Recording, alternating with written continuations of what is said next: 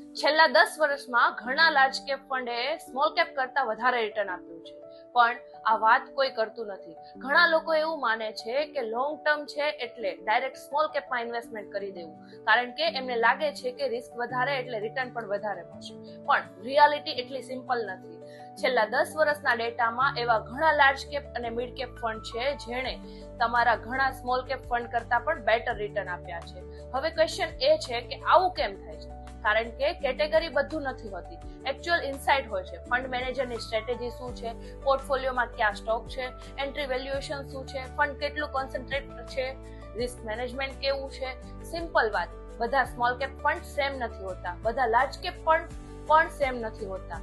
Strong strategy વાળો large cap fund ઘણીવાર week small cap fund કરતા બેટર પરફોર્મ કરી શકે છે. પણ રિટેલ ઇન્વેસ્ટર શું કરે છે?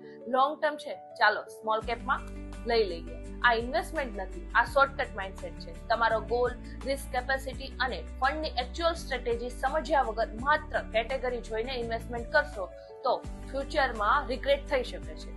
બેસ્ટ ફંડ કેટેગરી નથી હોતી, બેસ્ટ સ્ટ્રેટેજી હોય છે.